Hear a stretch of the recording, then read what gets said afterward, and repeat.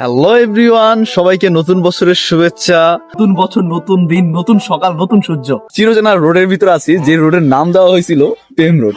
এই সেই প্রেম রোড, এইখানে দাঁড়ায় আছি। আমাকে নিয়ে অনেকেই অনেক সমালোচনা করে, তাতে আমার কিছুই যায় আসে না। কানে ধরছি, ক্ষমা। আজকের ভিডিও হতে যাচ্ছে ভোলা সরকারি কলেজের অন্যতম একটি হল, যার নাম হচ্ছে কবি নজরুল ইসলাম ছাত্রাবাস। আমি আজকে এই কবি নজরুল হলের সকল বিস্তারিত বিষয় নিয়ে আপনাদের মাঝে শেয়ার করব। যারা সামনে ভোলা কলেজে ভর্তি হবেন এবং কলেজ হলে উঠবেন, তাহলে এই ভিডিওটি দেখতে পারেন। আমি দেখাবো এই ভিডিওতে ভোলা কলেজের কবি নজরুল হলের ছাত্রাবাসের খাবারের মান এবং খাবার কীরকম, পরিবেশ, সকল কিছু এই ভিডিওতে আমি তুলে ধরবো। আমি এখন দাঁড়িয়ে আছি কবি নজরুল হলের ছাদে, আর এই ছাদ থেকে যদি আমি নিচের ভিউটা দেখাই, খুবই অসাধারণ। তবে আমি আরেকটা জিনিস বলে রাখি, এই হলের যে রুমগুলো আছে সবগুলো কিন্তু শীতাতাপ নিয়ন্ত্রিত। এটা হচ্ছিল কবি নজরুল ছাত্রাবাসের টিভি রুম, আর এইখানে মাস শেষে হচ্ছিল মিটিং করা হয়।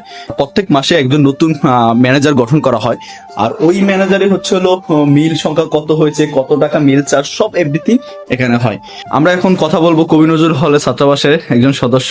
এখানে আমাদের যখন খেলা হয়, জুনিয়র সিনিয়র সবাই মিলে আমরা একত্রিত হই, এই যে খেলাধুলা দেখি।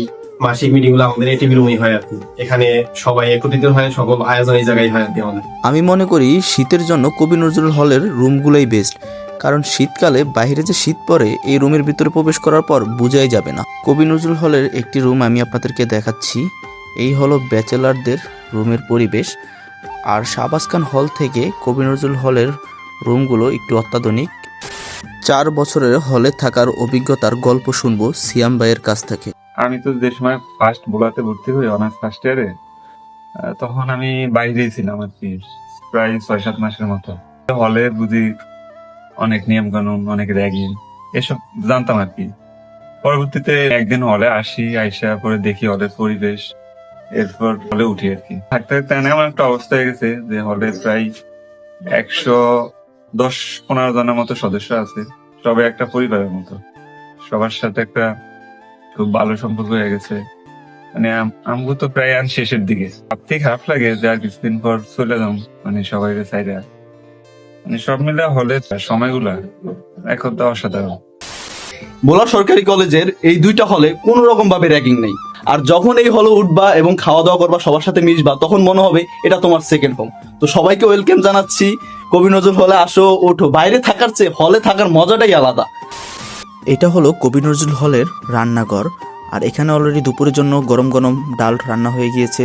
আর আপনারা রান্নাঘরের পরিবেশটা দেখেন, কোনো রকমভাবে ময়লা আবর্জনার স্তূপ কিছুই নেই, সব কিছু পরিষ্কার পরিচ্ছন্নভাবে রয়েছে। কারণ এটা বাসার মতো, আপনি ঠিক বাড়ির মতো মায়ের হাতের রান্নার ফিলটা এখানে পাবেন। আর এটাই হলো কবি নজরুল হলের খাবারের রুম। ফার্স্টে এখানে আসতে হয়, একটা করে কাপ নিতে হয় পছন্দ মতো, দেন এইখানে এসে চেয়ারে বসে খাবার থাকে, ভাত থাকে, তো সেখানে সবাই বসে একসাথে খাবারটা খাওয়া হয়।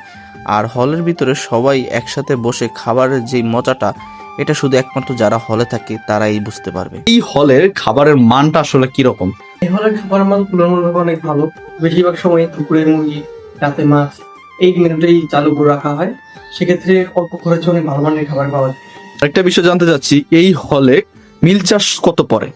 সর্বোচ্চ 40 থেকে 45 টাকা এর ভিতরেই থাকে। আজকে তো মাসের 1 তারিখ, গত মাসে মিল চার্জ কত করে পড়ছে পার মিল? 42 টাকা 44 পয়সা। হলে থাকার মজাই আলাদা, কারণ যারা হলে থাকে একমাত্র তারাই বুঝতে পারে। অন্য হল থেকে ভোলা সরকারি কলেজের খাবারের মান তুলনামূলকভাবে অনেকটাই ভালো।